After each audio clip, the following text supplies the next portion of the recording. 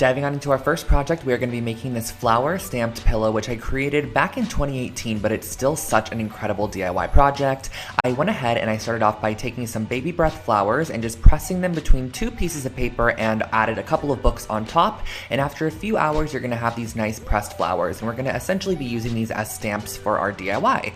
So next what I did was use a little bit of black fabric paint, and I stippled it on with a stippling brush, used a little spray bottle to spritz some water on there to almost turn it into a watercolor. And then I stamped it on the edge of my pillow as shown here, using a paper towel on top just to absorb any of that extra water. So as you can see, as you stamp it down, it creates this nice kind of watercolor stamped effect, and I created this all the way around the entire exterior of the pillow, making sure to kind of create a circular shape as I went with it, because in the end I wanted to go back with a paintbrush and some watered down paints to add an initial. This is actually based off of a pillow I saw on Anthropology that had an initial on it, and I thought it was super cute, so I wanted to create my own, and that's how this one turned out.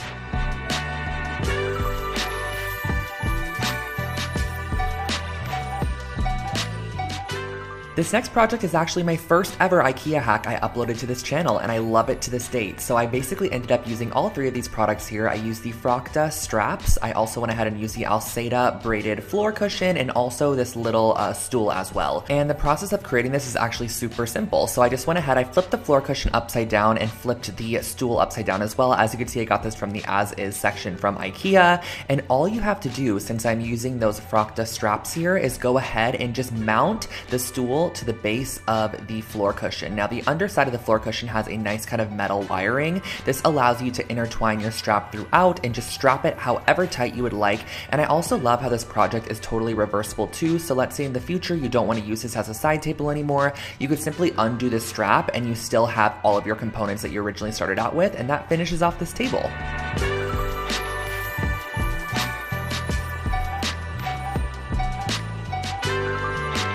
Here we have one of my first ever macrame project I created on this channel, and this is kind of like a faux macrame because you get the look of macrame without actually having to put in all the work needed. So I actually started off with this metal pot here. I believe I got this at Joann Fabric, and some macrame cord also from Joann's. So what I wanted to do is first start off by creating a ring that would kind of go along the top rim of the pot, and we're going to be creating our macrame based off this ring here. So cutting a couple of yards of macrame cording, you're going to need 2 strands per section, fold them in half, and you're going to create a lark's head knot over that ring that you initially created to hold your pot, and you're going to want to apply these at 4 different points on your ring there. So as you can see, we have 4 different sections applied, and now you're going to want to start the macrame process. So grab 2 strands and place them in the center, and you're going to use your right strand, go over the top of your 2 center strands. Your left strand's going to go over the top of your right's tail, underneath and up through the loop. This is going to be a very, very repetitive process, but this is why I kind of call it a faux macrame, because there's no need to really connect different strands and get kind of confused as you're going on with the process. You're only going to be working on each 4 of these sections at a time, and you're going to be creating a sequence of square knots, which is going to end up looking something like this. And once you reach your desired length, go ahead and tie all 4 strands in a knot there and cut 2 of the strands off that are not necessary anymore, so you only have 2 hanging from the end of the knot there. And then once you finish it off, just go ahead and tie all your strands together at the top and hang wherever you desire.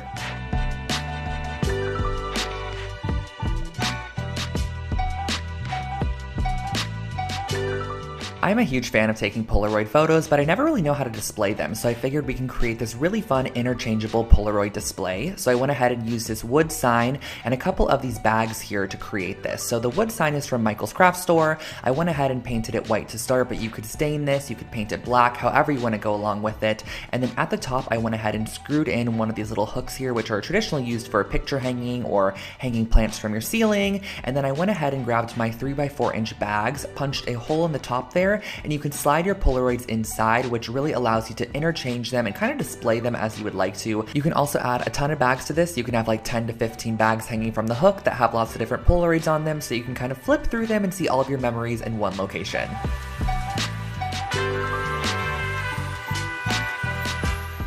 Next up, we have a fun dollar store project. This is wicker lantern lights, and all I did for this project was get some of these little wicker balls from the dollar store, and I went ahead and I spray painted them first with a brass spray paint. Now you could spray paint this however you'd like to, but I thought the brass would be nice because it kind of would make them look like metallized objects on top of your light strand in the end.